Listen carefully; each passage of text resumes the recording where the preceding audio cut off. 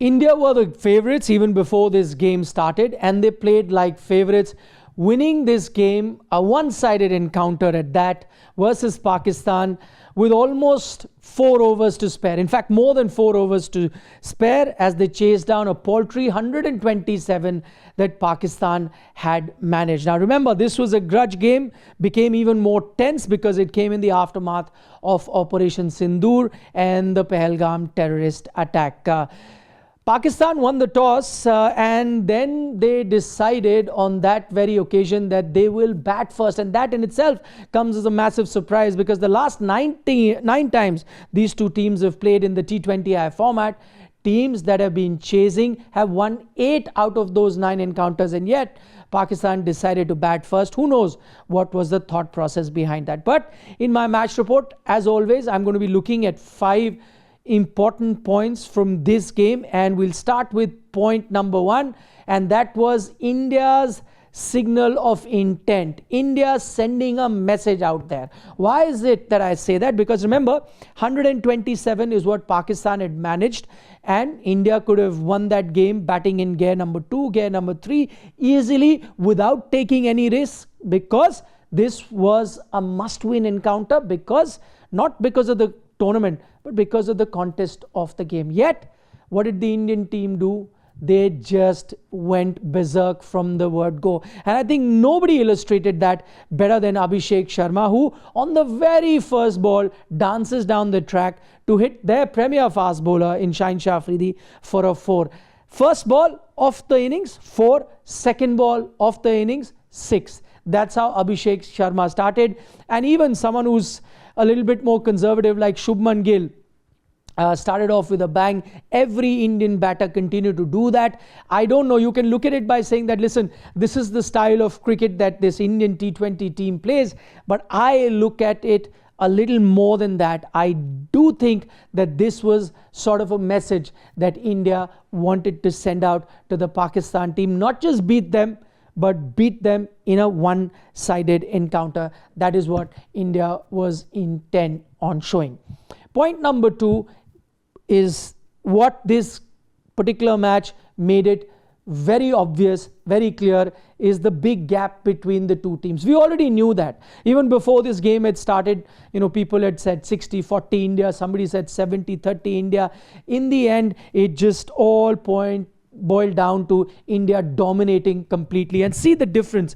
When you looked at that Pakistani batting lineup, I just gave you a sneak peek into the India batting lineup. But when you saw that Pakistani batting lineup, you just felt that they were underprepared. You just felt that they were undercooked. It doesn't seem like a team that is there, that can compete with the best. An undercooked team at best. Some of them don't really seem almost there for international cricket, and they are competing against an Indian team that has had to leave out someone of the class of Shreyas Iyer, who's not even part of the squad, that has had to leave somebody out of their playing 11 in an Arshdeep Singh, who's their highest wicket taker in T20I. So I think the gulf between the two teams was very, very obvious in this encounter.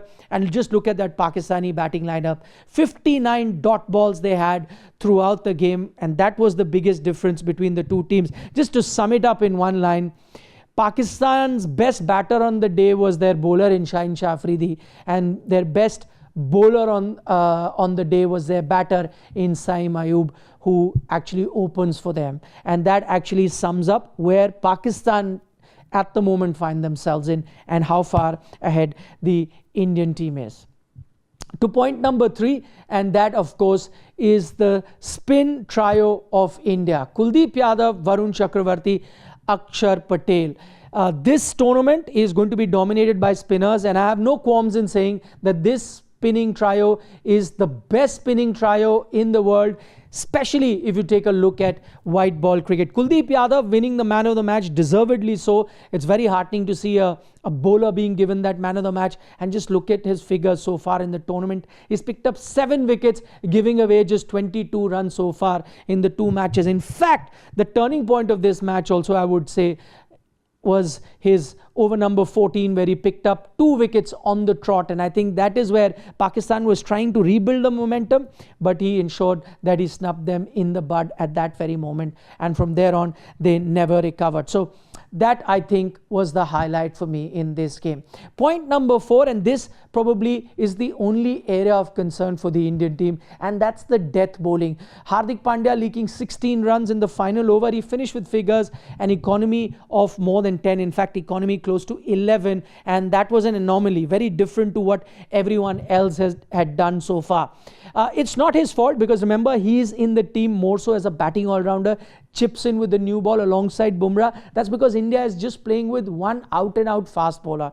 Is this something that India really needs to look at? Maybe not in this tournament, because they are so much better than every other team, but going forward they might want to look into this aspect. You can't drop the 3 spinners, as I said, they are outstanding, but maybe drop a batter. I think the way this Indian batting lineup is, the joke is that maybe Sanju Samson, who's actually started to bat at 5, may never get some batting. So maybe drop a batter. Shivam Dube, for as good as he is, maybe you bring in another fast bowler and play with 7 batters. I think that is something that the Indian team can look forward to when they have tougher oppositions to deal with. Remember, in a short while from now, in a few months' time, they will be playing a T20 World Cup. So this is an aspect that they can concentrate on. And finally, point number 5, and this was the lone bright spot for Pakistan in this encounter. Saim Ayub, their opener, did not have a great day with the bat, but with the ball picked up those 3 wickets, and 2 out of those 3 wickets were absolute stunners. One,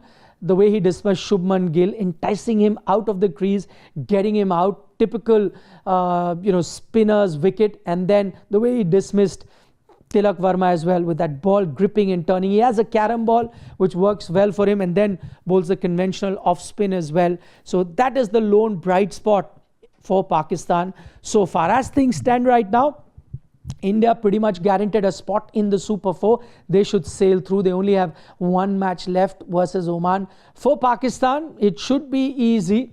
If they were to win their final game versus UAE, they should go through. But in that scenario, if they are to lose, they will find themselves in hot soup, and maybe in a scenario that they don't qualify for the Super 4. But as things stand right now, it does seem it could be India followed by Pakistan in the Super 4s. Give us a like on the video if you're enjoying our content, and as always, don't forget to subscribe to Sports Today for more sports related content.